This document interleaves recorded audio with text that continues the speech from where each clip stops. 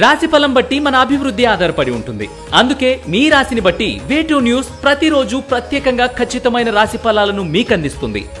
Download Way2 news app.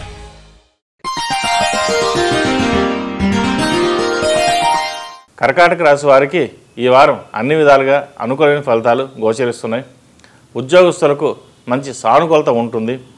అధికార వృద్ధి అవుతుంది. మీరు తలపెట్టిన పనులు పూర్తి చేయగలుగుతారు. సాఫ్ట్వేర్ రంగం వారికి మంచి అనుకూలమైన సమయం చెప్పవచ్చు. పెండింగ్లో ఉన్న ప్రమోషన్స్, ఇంక్రిమెంట్స్ వచ్చే అవకాశాలు ఉన్నాయి. అయితే అవి సంతృప్తికరంగా ఉండకపోవచ్చు. కానీ అధైర్యపడకండి. ఏమీ జరిగినా మన మంచికే అనే మీ పని మీరు చేసుకోండి.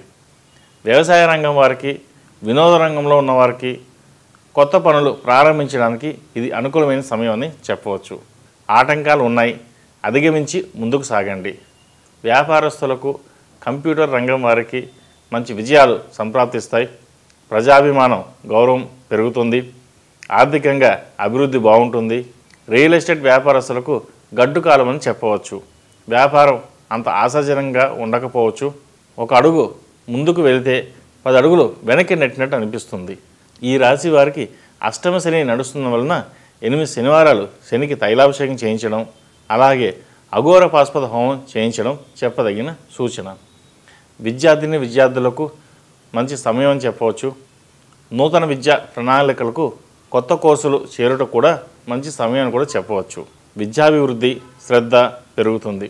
కుటుంబ పరంగా అన్ని విధాల సౌఖ్యం ఏర్పడుతుంది. కుటుంబంతో సంతోషంగా గడుపుతారు. సంతానంతో స్వల్ప మనస్పర్ధలు ఉండే అవకాశాలు గోచరిస్తున్నాయి. కోపాన్ని అదుపులో ఉంచుకోండి. గౌరవ మర్యాదలు పెరుగుతాయి.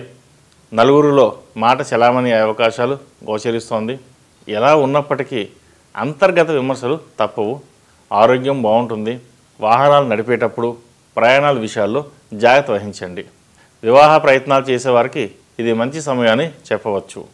ఈ రాశిలో జన్మించిన వారికి కలిసొచ్చే సంఖ్య నంబర్ 2, కలిసొచ్చే దిక్కు తూర్పు, కలిసొచ్చే రంగు గ్రీన్. ePoojaStore.in పసుపు కుంకుమ నుంచి దేవతా విగ్రహాల దాకా అన్ని రకాల పూజలు, వ్రతాలు, వివాహం, గృహప్రవేశం, హోమాది శుభకార్యాలకు కావలసిన పూజా సామాగ్రి అంతా ఒక్క క్లిక్ తో మీ ఇంటి వద్దకే. నేడే ఆర్డర్ చేయండి మీ ePoojaStore.in లో. One stop for all puja needs.